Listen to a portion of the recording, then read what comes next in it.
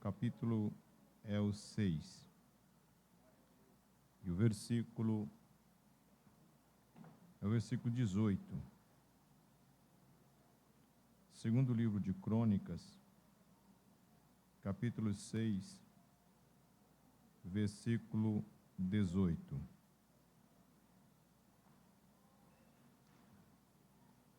Quem encontrou, segundo livro de Crônicas, capítulo 6, versículo 18.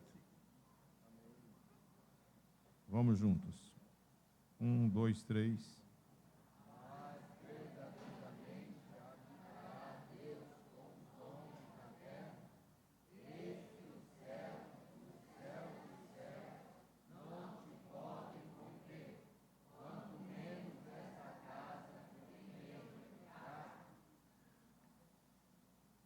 Meus amados, o texto que lemos faz parte da oração que Salomão fez ao Senhor por ocasião da construção do templo. Na oração que Salomão faz ao Senhor, ele ora a Deus pedindo a misericórdia do Senhor para com o povo. E após ele dar sequência no clamor, ele vai orar pelo reino, o reino que o Senhor constituiu através da dinastia de Davi. O templo construído era uma evidência de que o Senhor estava estabelecendo uma casa no meio de Israel. Até aqui a Arca da Aliança, o tabernáculo, estavam em tendas. E por ser tenda, entendia-se que a presença de Deus não era fixa, era provisória. E quando Davi intenta no seu coração construir o templo, o Senhor se agrada, porque o coração de Davi tem desejo de não sentir a presença de Deus. Ele tem desejo de estar constantemente na presença de Deus. O Salmo 27, verso 4, Davi pediu ao Senhor para poder habitar na casa do Senhor todos os dias da sua vida. Ele queria contemplar a formosura do Senhor e aprender do seu templo. E no segundo livro de Samuel, capítulo 7, o Senhor Deus concede a Davi o desejo do seu coração. Todavia, não é ele que irá construir. O Senhor, então, escolhe a Salomão, a sua descendência, para construir o templo. E Salomão, com a graça que Deus lhe deu, usa todos os recursos que seu pai Davi proveu para construí-lo.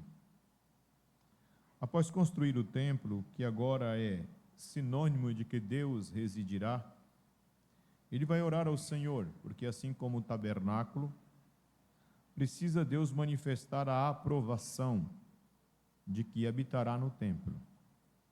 E como o Êxodo capítulo 40 revela, o templo precisa ser tomado pela glória de Deus.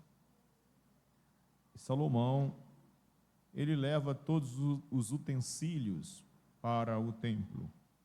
Por fim, a arca. E o capítulo 6, Salomão abençoa o povo e ora ao Senhor, pedindo a sua misericórdia. E começa a orar pelo reino. E ele faz uma visão na sua oração e reconhece a grandiosidade de Deus. E a proposta dele é: o Senhor habitará nessa casa? É interessante que ele diz que o Senhor não pode ser contido nem pelos céus dos céus. Eis que o céu dos céus não poderia te conter, quanto mais esta casa. A indagação de Salomão é: poderá Deus habitar na terra entre os homens? Ele não está falando de habitar com o rei, com o sacerdote. Ele quer a presença de Deus de volta com a humanidade. O que Salomão está dizendo é que a casa que ele construiu não tem condições de comportar de forma constante o Senhor. O Templo de Salomão é considerado uma das 7 maravilhas do mundo antigo. As estruturas usadas neste templo estão entre bronze, prata e ouro. O melhor ouro que poderia ter, Salomão trouxe e investiu sobre aquela construção. Todavia, Salomão está certo de que aquele templo não pode conter a presença de Deus. E assim sendo, Salomão realiza ou formula uma pergunta para ser respondido para a eternidade. Porventura habitará Deus na terra? A palavra habitar, que o hebraico traduz, dá o sentido de sentar, residir, fixar. Essa palavra é traduzida na Septuaginta pelo termo katoikeos, de oikeos, que é casa. Há uma expressão hebraica, uma expressão grega para habitar, e habitar no grego tem sentidos diversos. Oikeo é casa, de onde vem oikos. Mas habitar numa casa pode ser no grego tanto como dono, ou como um residente provisório, como alguém que mora num hotel. Ele dorme no hotel e pode até alugar o hotel, mas não é de forma definitiva. Katoikeo é a expressão grega para habitar definitivamente, nunca mais deixar. A palavra paroikeo é habitar provisoriamente, habitar como Deus habitou até então no tabernáculo. Salomão está querendo a presença de Deus de forma definitiva. E ele entende que a construção do templo não consegue comportar a presença de Deus e que o templo é simplesmente um local de encontro, de ofertas de incenso, de adoração a Deus. E que, como Daniel fez, todos os clamores, todas as dificuldades, todas as vicissitudes da vida, eles deveriam olhar para aquele templo e entender que o Deus de Israel lhes ouviria. Eu quero falar sobre o investimento divino para habitar entre os homens, porque Salomão está dizendo que o templo que ele construiu não é capaz de contê-lo. Esse templo é o templo mais lindo que poderia ter sido construído. E ele está dizendo que o templo que ele, na orientação divina, no projeto divino, construiu, não poderia conter a presença do Senhor de forma fixa. Ele usa o termo verdadeiramente, é um termo grego aletel, a expressão verdadeira, de forma clara, não como Moisés, que precisava usar o véu, mas de forma verdadeira, é aquilo que João vai dizer: nós vimos a sua glória cheia de graça e verdade. E ele não pode. Então nós vemos aqui que Deus ele vai investir para habitar entre a humanidade. Acompanha comigo essa história. Deus projetou o mundo, e dentro do projeto cosmo, Deus criou um ser, e este ser era o homem, para habitar e administrar. O nome deste homem era Adão, era vermelho. Vermelho porque ele veio da terra. E Deus não tinha nenhuma dificuldade em conversar com ele, mesmo sendo um ser divino, transcendente. Gênesis diz que todo dia ele descia e conversava com Adão. Imagina, não era Adão que ia no culto, era Deus que vinha na casa deles. E Adão, tudo bem? Espera aí que eu vou oferecer o culto. Como é que está o leão? O leão está uma benção. Gostou do gatinho? Porque o leão era um gatinho dele. Gostou do gatinho que eu te dei? Muito lindo. E você viu aquela cobra muito linda? Ai, que tudo bem, porque tudo que ele fez era perfeito. Mas um ser maligno desceu à terra. E aí ele impulsionou uma serpente. E ela achou de dizer que Adão não era vermelho, que Adão não era da terra, que na verdade Adão era Deus, e que tudo que ele precisava é que ele rebeliasse contra as ordens divinas, e a história todos nós sabemos. Então Adão comeu do fruto da árvore, que Deus não havia permitido, e o Senhor Deus voltou, mas Adão não estava. Não foi Deus que saiu, foi Adão que saiu.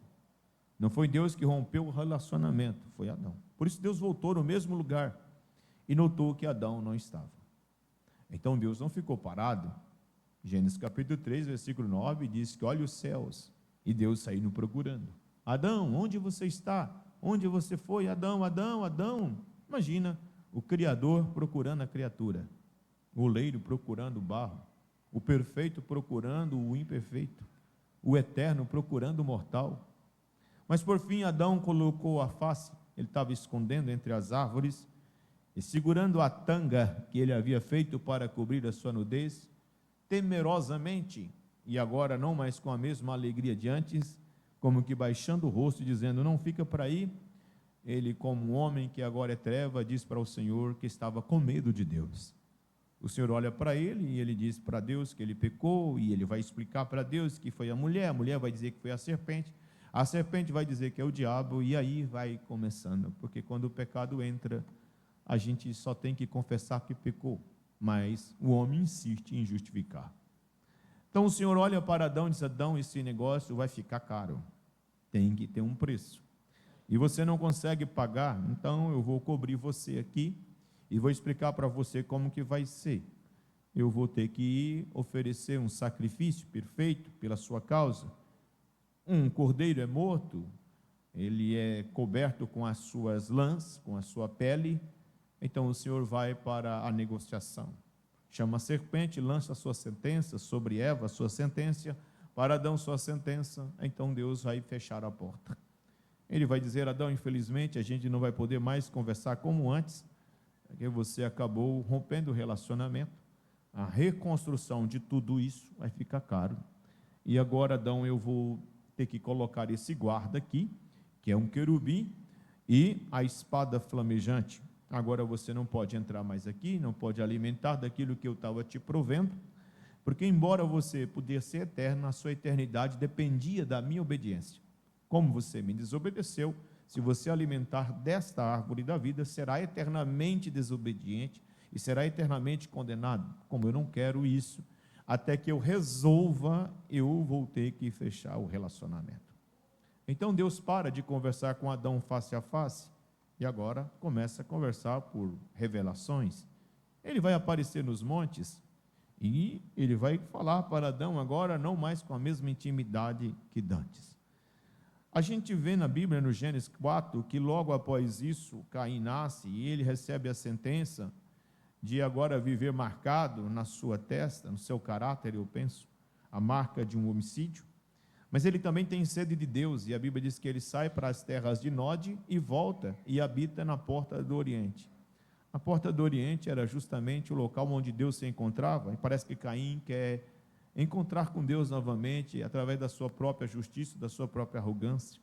Mas Deus não se revela a Caim, e Deus fica enfadado, e Caim é totalmente exterminado, e Deus ali vai chamar Noé para, através de Noé, realizar o projeto de redenção.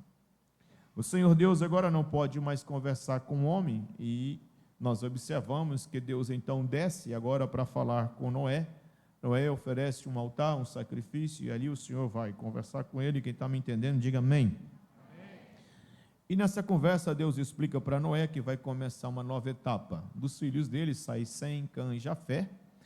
E Deus vai projetar, olha, Noé teve um problema lá com Adão, seu ancestral, e já até tentaram vir falar comigo, mas eu falei para eles que tem uma conta para ser paga, então a gente vai pagar isso para a gente voltar a ter relacionamento. Então Noé vai aguardar o Senhor, e dentre os filhos de Noé, o Senhor vai escolher ali Sem, da onde vai começar a linhagem, da qual Deus vai escolher para a construção da casa. Entenda, eu preciso fazer essa introdução. A Bíblia Sagrada então revela que dentre os filhos de Noé, ali sai um por descendente de Cã. Cã é o Canaã, o filho de Cão. Vê Noé nu, alguns dizem que ele o violentou, segundo alguns rabinos, e por isso recebeu a maldição. Eu não sei, isso não está escrito na Bíblia, então a gente cala. A gente prega a Bíblia, não o judaísmo. Então, a palavra de Deus, ela revela que tão cedo Cã recebe essa maldição. Nós observamos que dali, Gênesis capítulo 10, começa a surgir rebeldes, e dentre esses Nimrod. Nimrod é um homem prepotente, ele quer oferecer redenção, ele quer chegar aos céus, porque o homem não consegue ficar sem relacionar com Deus. A gente substitui Deus por outras coisas, mas não consegue preencher. Então Nimrod constrói a Torre de Babel. A Torre de Babel, na verdade, é uma expressão do hebraico para confusão, mas no acadiano é porta dos céus, porque ele estava dizendo que ele chegaria aos céus com a sua própria construção.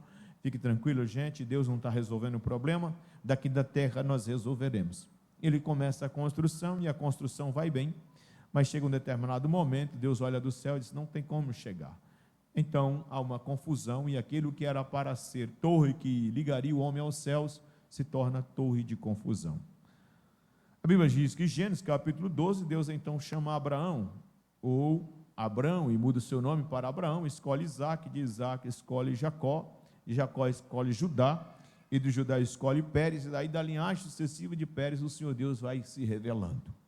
Embora Deus não possa mais habitar com o homem, ele fala com o homem, fala no monte com Abraão, fala no monte com Isaac, fala com Jacó em Betel, fala no val de Jaboque, e por fim ele escolhe a Moisés. E com Moisés o Senhor fala no deserto, e do deserto ele leva o povo para o monte, e lá no Sinai o Senhor revela para Moisés, Moisés, eu falei para Adão que ia resolver o problema, e aí a gente vai começar a trabalhar.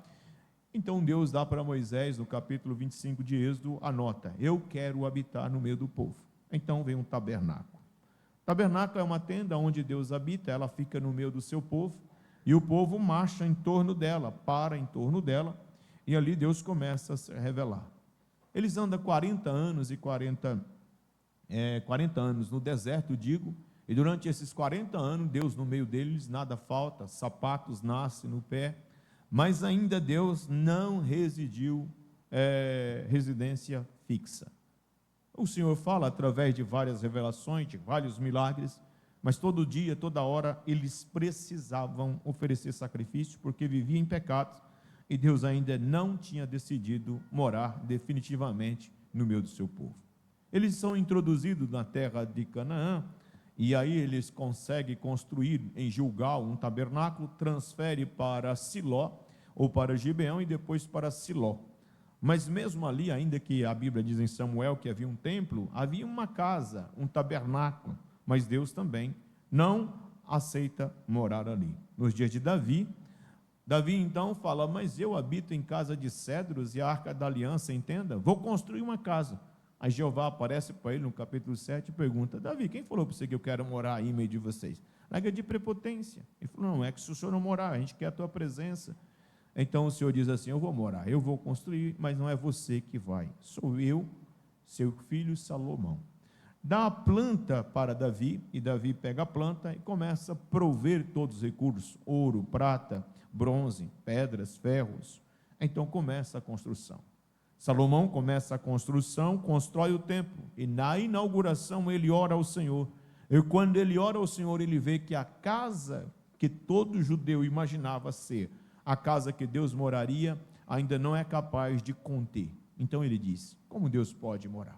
Então Deus olha para Salomão e olha para todos nós e diz, não, eu estou trabalhando, fica tranquilo, que vocês querem que eu moro definitivamente? Vocês querem uma casa? Sim, então vamos morar.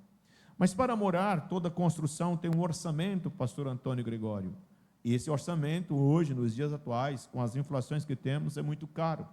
Então havia algumas dificuldades para Deus morar na terra com os homens.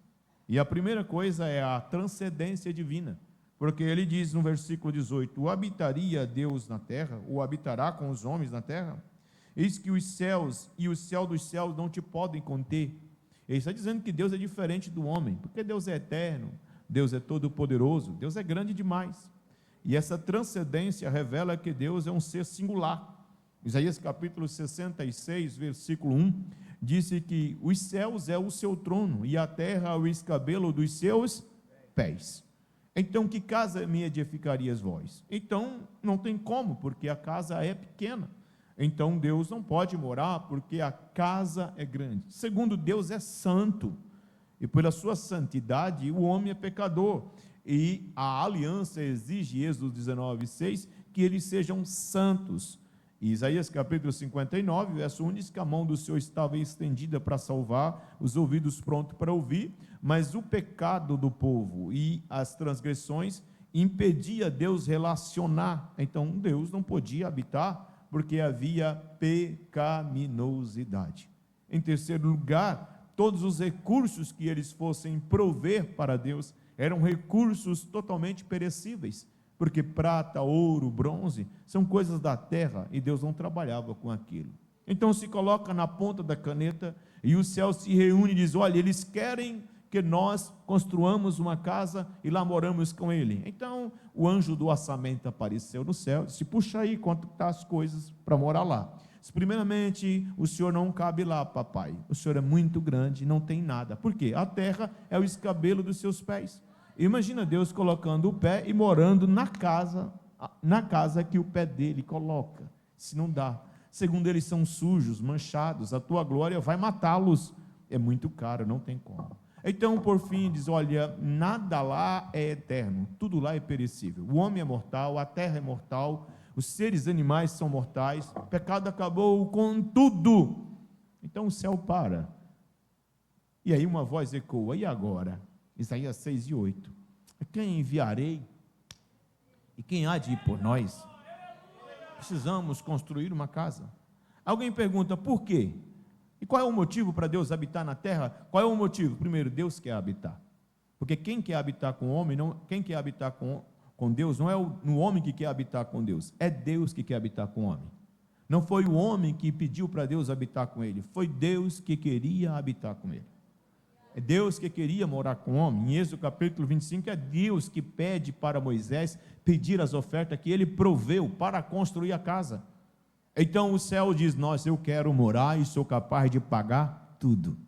Parece que eu vejo Deus dizendo assim: quanto que é o investimento? Isso é muito caro. Aí ele diz: então escreve João 3,16, porque Deus amou o homem de tal maneira que deu o seu Filho unigênito, para que todo aquele que nele crê não pereça, mas tenha a vida eterna. Então vamos lá, Deus deseja. Em segundo lugar, o homem necessita, porque o homem sem Deus é nada. Jesus diz assim, que sem mim nada podeis fazer. E embora os homens vivessem tateando, Deus nunca deixou a luz brilhar. Ele mandava a chuva na estação própria, o frio na estação própria, a provisão. E por mais que o homem pecou, Deus não tira da humanidade totalmente a sua glória, no sentido de revelação, ainda que ele perca, né? O homem é a imagem e semelhança de Deus, ainda que ele perde a imagem, Deus ainda deixa a semelhança. Então Deus olha para a humanidade e diz assim: vamos investir, vamos construir a casa. A primeira coisa que Deus precisa é saber que para construir a casa, ele precisa repensar no projeto, pastor Antônio Gregório, porque ele é grande e a terra é pequena. E como a terra não tem como engrandecer, porque os homens tentaram construir de baixo para cima, mas Deus percebeu que de baixo para cima o homem não tem condições. Então ele falou: vamos construir de cima para baixo. Quando ele chegou, Jacó chegou em Betel, ele viu que uma escada foi posta da terra aos céus, e não foi dos céus na terra. Agora, como que pode os céus construir de cima para baixo, se ele começa da terra para baixo? É que a primeira coisa, Deus olhou e disse assim: precisa de alguém construir, e alguém de baixo não consegue, e só quem pode construir somos nós. Então o pai olha para o lado e olha para a direita e diz assim: só tem uma construção, só tem um construtor que pode. E Jesus olha e diz assim: eu vou. Mas para ir construir a casa, tem que descer, eu desço. Mas a terra é muito pequena, você tem que diminuir. Ele diz: eu diminuo? Aí parece que o Espírito Santo inspirou Paulo e escreveu em Filipenses 2:5, né?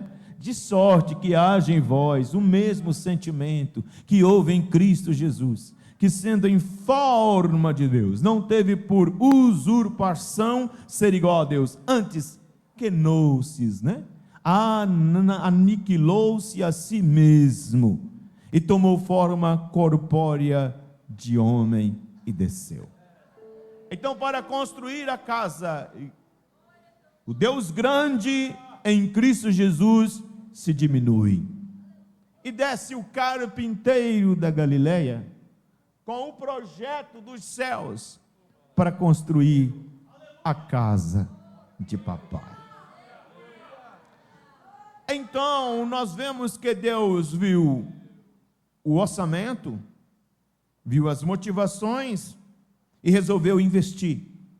E quando ele investiu com um preço mais caro. O filho desceu. Mas o filho não desceu simplesmente como construtor, ele desceu como fundamento. Papai olhou do céu e disse assim: vamos colocar um alicerce bom. Aí ele falou: então o alicerce bom é da onde? Olha, Salomão, o céu, os anjos falando: olha papai, Salomão construiu com as pedras que foram tiradas das pedreiras, mas lá não teve barulho, as pedras vinham no lugar certo, no templo não teve barulho de martelo. Então papai falou: então vamos começar com a pedra que vem de fora. E quem traz a pedra? Jesus. Escuta, é que para assentar uma pedra ou um fundamento, porque fundamento é uma coisa, alicerce é outra, você chama o engenheiro e ele vai cavar, sim ou não? Cadê os engenheiros daqui? É assim? E aí ele pega, você cava e ele vai batendo, diz: olha, para começar aí a sapata, a agulha, o mestre de obra está aqui, é 1 metro. Dependendo do prédio, você cava aí muito, porque lá você coloca a agulha e sobe. Como a casa que vai morar é para o Deus grande e eterno, o fundamento tem que ser bem profundo. Aí o arquiteto do templo, que Hebreus capítulo 11 diz que é Deus, falou: filho, você vai ser a pedra de fundação, mas tem que descer. Aí ele falou: desço. Diz assim: arcanjo, sobe um degrau, você tem que descer abaixo de Miguel. Ele falou: eu desço. Serafim, sobe um degrau, você tem que descer abaixo do serafim. Ele disse: eu desço. Querubim, sobe um degrau, você tem que descer abaixo dos querubins. Ele disse: eu desço. Miríades angelicais, sobe um degrau, você tem que ficar abaixo das miríades. Eu fico. Potestades, eu fico. Principados, eu fico.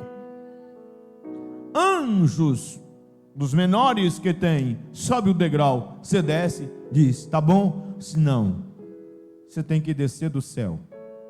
Ele disse: eu desço. Quando desce na terra, tu tem que descer menor que o rei de Israel. Eu desço. Menor que o sacerdote. Eu desço. Menor que os profetas. Eu desço. Você tem que descer menor que os filósofos. Eu desço. Tem que descer menor que os professores. Eu desço. Você tem que descer menor que todos os homens, tem que ser profundo. Eu desço. Olha, você tem que descer na sepultura. Eu desço. Tem que descer no inferno. Eu desço. Tem que descer no Hades. Eu desço. Quando ele chega no Hades, pum! Aleluia. É aí que a gente começa a construir a casa. A minha igreja que eu edificarei, as portas do inferno não prevalecerão contra ela. Ele desce, abaixa, então começa a construção. O Salomão pega as pedras, que é trazida pelos pedreiros que cortam na pedreira. A pedra na pedreira é pedra, na pedreira é rocha, mas quando é cortada é pedra. E as pedras são cortadas lá, Porque o engenheiro fala, gente, tanto por tanto, tá? Tem que chegar aqui e tem que caber na parede, porque aqui não tem batida. Aí ele vem para a pedreira. Aí ele pega pedras. Moisés construiu com o quê? Moisés construiu com madeira de ciprestre. O que é madeira? O que é essa madeira? É uma madeira que tem muito nó. É baixa, mas tem como trabalhar. E os defeitos? Cobre com ouro. E Salomão, com as pedras que ele trazia das pedreiras. E você vai trabalhar com o quê? Eu não gostei dessas pedras, porque madeira apodrece. E essas pedras é da terra. Vou trazer pedra viva. Aí Pedro escreveu: e vós, como pedra viva, sois edificada. Casa, sacerdócio espiritual. Como é que eu vou fazer? Eles estão lá no mundo, lá eles estão no pecado. Aí ele vai lá, te tira do mundo e te transforma em uma pedra gloriosa para ele habitar. Estou terminando. Começamos a construção, e aqui ninguém é melhor do que ninguém, porque lá você era montanha e ninguém te conhecia, mas aqui você é pedra, mas aqui você forma a grande casa de Deus. A casa começa a ser construída, e ela vai sendo construída por ele. Ele desce na terra,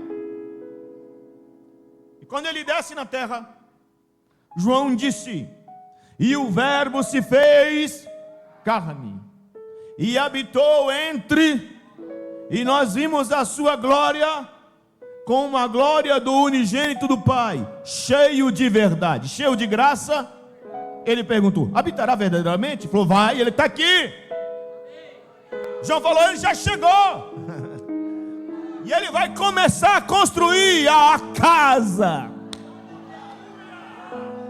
Mas ele foi para o terreno, e quando ele chega no terreno, já tem uma casa. O céu liga, o celular toca, o pai liga para Jesus: alô filho, tudo bem? Cheguei.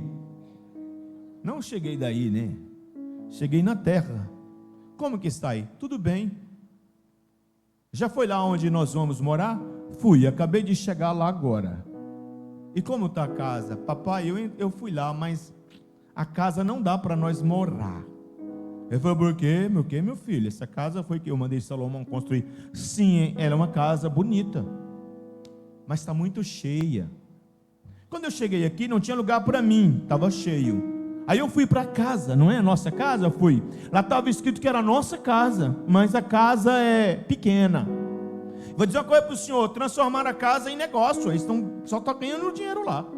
E vou dizer mais: está lotada de gente, mas não tem lugar para nós. Aí ele falou: o que você vai fazer? Eu tive uma ideia aqui. Ele falou: qual que é? Eu vou derrubar ela e vou construir outra em 3 dias. Você está entendendo na Bíblia aí?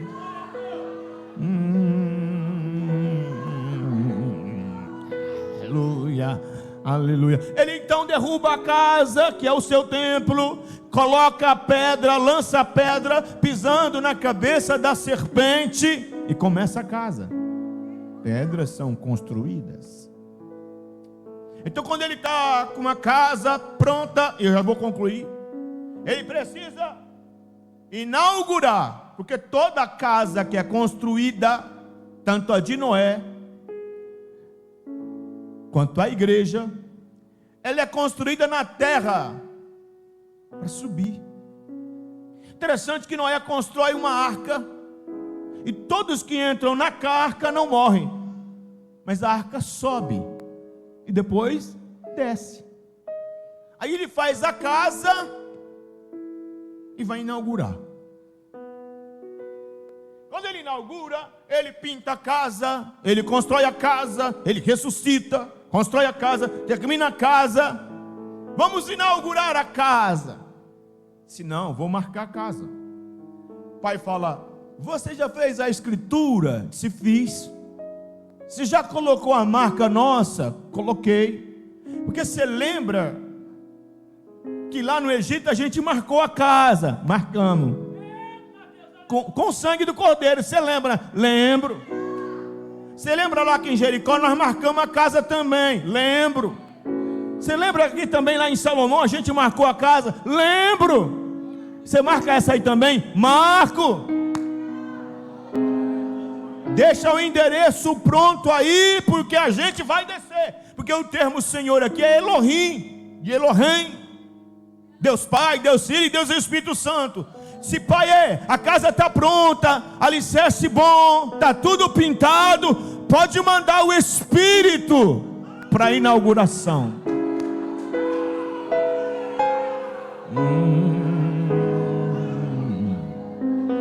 Aí ele sobe, porque Noé subiu. Aí quando ele sobe, a igreja fica na casa. Aí os homens chegam e dizem: vamos. Aí Jesus fala: pode entrar pela porta. Eu sou a porta. Pode entrar na porta, pode entrar. Pode entrar, pode entrar, pode entrar, pode entrar, pode entrar, pode entrar. Quem quer habitar com Jeová? Pode entrar, aqui é a casa, pode entrar, pode entrar. Entra. Eu sou publicano, entra. Ah, mas eu sou fariseu, entra. É prostituta, entra na casa. Eu sou a porta, eu sou o sangue que purifica, sou a água que lava, sou o pão que alimenta, sou a luz que ilumina. Eu sou o Todo-Poderoso, pode entrar na casa. É a casa de papai. E logo, logo o papai vai descer também. Eu estou terminando aqui já, para não dar problema no horário.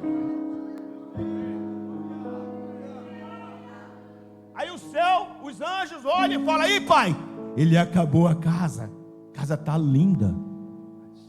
Quem vai descer agora? O Espírito Santo: estou descendo. Aí ele fala assim: dá o GPS aí, Jesus, aí na terra. Ele falou: vou te dar o GPS, você vai entrar lá. É porque a casa, na onde? Olha, a primeira casa foi em Jerusalém, no Monte Moriá, na eira de Ornão, o Jebuseu. Aí está dizendo assim: Jerusalém não é uma cidade bonita, é uma cidade estéril, não produzia nada, não tinha nada de beleza. Mas ele escolheu lá. Se lá é Monte Moriá, lugar de sacrifício, lugar de provisão. Eira de Ornã, lugar que venta bem, aonde separa a palha do trigo, palha para ser queimada e trigo para ser guardado. Então a casa não é no lugar que vocês esperam, não é em Londres, a casa não é em Alexandria, a casa é em Jerusalém. Lá não tem rio, lá não tem porto. A única coisa que vai embelezar a cidade é a casa do Senhor, papai. Não tem nada mais bonito lá. Então vamos descer, vamos descer. Aí olha, o Espírito Santo fala: como é que é? Olha lá, eu vou dizer uma coisa, Espírito Santo. Jesus conversando. Lá a cidade está esperando você, porque o investimento lá não é da China nem da América, é nosso. É nós que vai mudar a casa. Nós vamos mudar a cidade quando você chegar lá. Aí o Espírito Santo pega o GPS, guia de Pentecoste.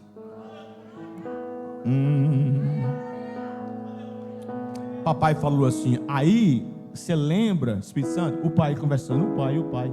Espírito Santo, você lembra que quando Eliezer foi pegar a Rebeca, ele levou um monte de coisa? Eu lembro. Você sabe que ele estava te representando? Eu lembro, sim. Ele levou ouro, levou prata, levou camelo, ele levou tudo. Você lembra que ela não tinha nada, né? Eu lembro. Então, aí você adornou ela, lembra? Então vamos levar daqui também. Aí você na inauguração lá eu não quero cachaça, eu não quero prostituição, eu quero que tudo lá na casa seja daqui. Aí ele desceu, todos reunidos no mesmo. De repente veio do céu um som. Era como o Espírito Santo chegando: estou chegando e chegando para ficar. Porque papai falou: eu rogarei, Jesus disse: eu rogarei ao Pai e Ele vos enviará outro Consolador, o Espírito da verdade, que o mundo não conhece nem pode receber, mas vós recebereis, porque Ele estará convosco e habitará. Quem tem a presença dEle aqui? Não, abra a boca aí, ó.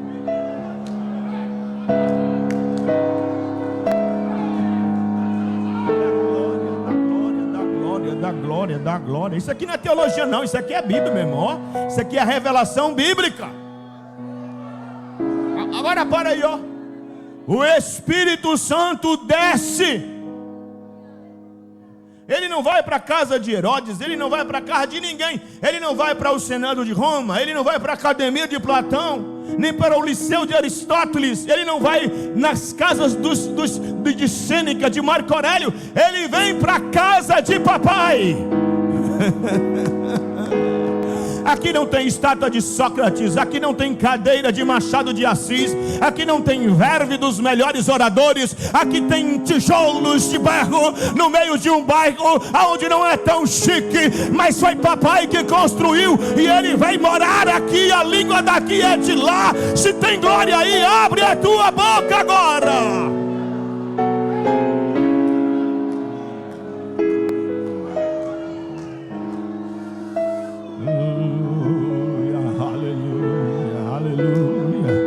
Estou sentindo a presença de papai aqui.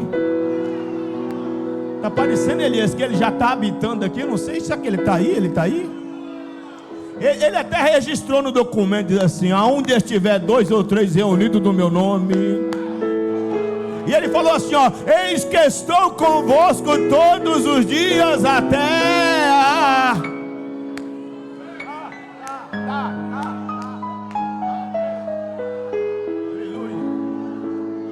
Aleluia, é Jeová que mandou eu trazer essa palavra aqui.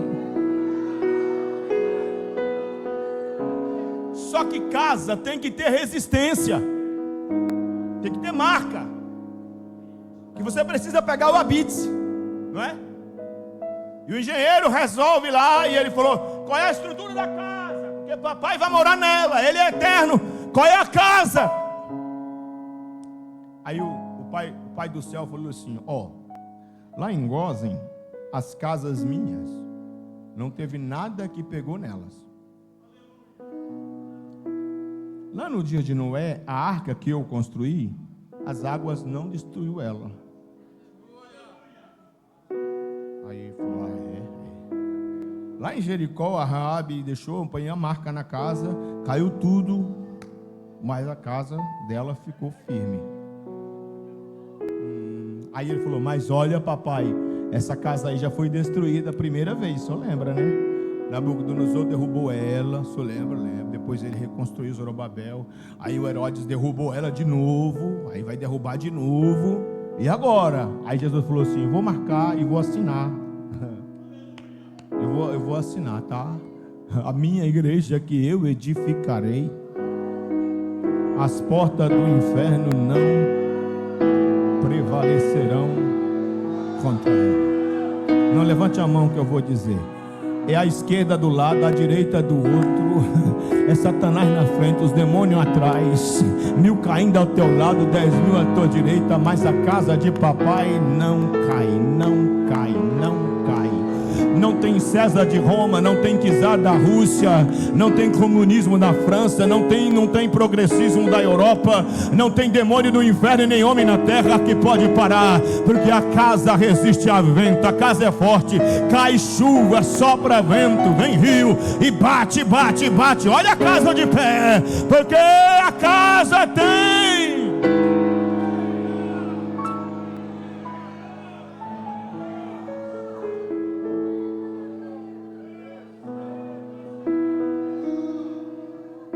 Só que a casa de Noé subiu, e a casa que Deus está construindo também, ela é a única casa que resistirá ao fim. Pedro diz no capítulo 4, versículo 7: portanto, sede sóbrio e vigiai, porque já está próximo o fim de todas as... passará os céus e a... Mas e a casa? A casa ninguém derruba ela, não. Porque a casa tem porta, e a casa tem sangue que purifica.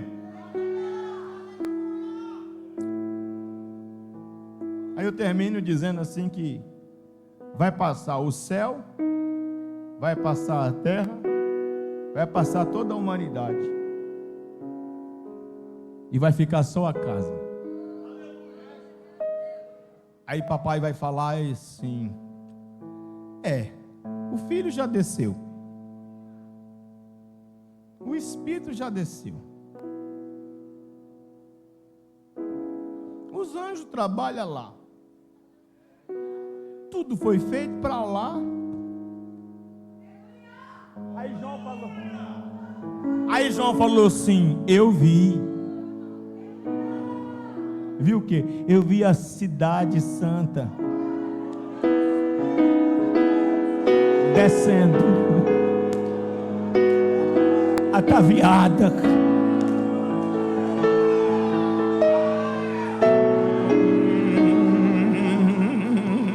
como uma noiva.